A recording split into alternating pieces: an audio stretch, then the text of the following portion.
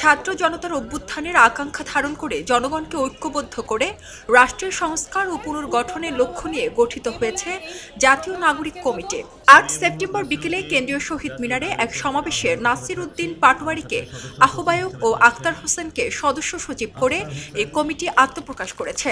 পরে ৫৫ সদস্য বিশিষ্ট জাতীয় নাগরিক কমিটির ঘোষণা দেন নাসির। কমিটির মুখপাত্র করা হয়েছে সামান্তা শারমিনকে এবং বাকি ৫২ জনকে কমিটির সদস্য করা হয়।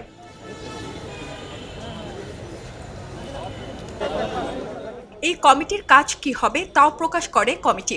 ৮টি ভাগে ভাগ করা হয় কাজগুলো হচ্ছে ছাত্র জনতার অভ্যুত্থানের মধ্য দিয়ে প্রতিফলিত হওয়া সামষ্টিক অভিপ্রায় ও গণতান্ত্রিক আকাঙ্ক্ষাকে সমুন্নত রাখা, ছাত্র জনতার ওপর সংগঠিত নির্মম হত্যাযজ্ঞের জড়িতদের বিচারের আওতায় এনে শাস্তি নিশ্চিত করার লক্ষ্যে প্রয়োজনীয় কর্মসূচি গ্রহণ করা, রাষ্ট্রের জরুরি সংস্কার ও পুনর্গঠন করার লক্ষ্যে অন্তর্বর্তীকালীন সরকারের সঙ্গে সহযোগিতা ও জবাবদিহিতার পরিসর তৈরি করা, বিভিন্ন সামাজিক সাংস্কৃতিক ও রাজনৈতিক উদ্যোগের সাথে আলোচনা, মত বিনিময় ও গণমুখী কর্মসূচির মাধ্যমে সর্বস্তরের জনগণকে সংহত করার লক্ষ্যে কাজ করা, দেশের সর্বস্তরের সামাজিক সাংস্কৃতিক ও ধর্মীয় নেতৃত্বকে সংহত করে গণ অভ্যুত্থানের আকাঙ্ক্ষা সমুন্নত করে রাখার লক্ষ্যে ফ্যাসিবাদী কাঠামো ও শক্তির বিরুদ্ধে প্রতিরোধ অব্যাহত রাখা, জনস্বার্থের পক্ষে নীতি নির্ধারণের লক্ষ্যে বিভিন্ন শ্রেণী পেশার মানুষ এবং প্রবাসী বাংলাদেশিদের সঙ্গে বিষয়ভিত্তিক সংলাপের আয়োজন করা, রাষ্ট্রীয় প্রতিষ্ঠানসমূহ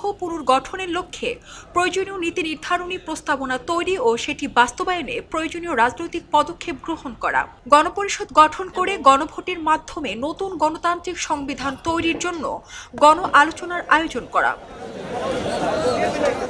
ডেস্ক রিপোর্ট, খবরের কাগজ।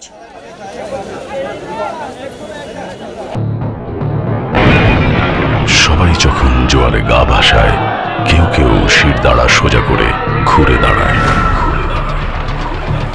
সময় যেখানে প্রতিনিয়ত হার মেনে নিতে শেখায়, কেউ কেউ চ্যালেঞ্জ ছুড়ে দেয়।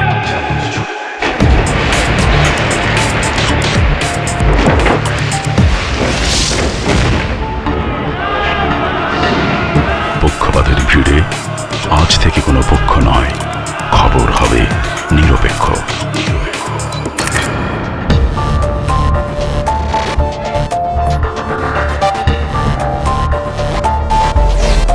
বানোয়াট তথ্যবাদ, খবর হবে নিখাত। ভেঙে গুজবের শিক, খবর হবে নির্ভীক। এলো মুক্ত চিন্তার স্বাধীন দৈনিক খবরের কাগজ। এখন খবর হবে নিখাত, নির্ভীক,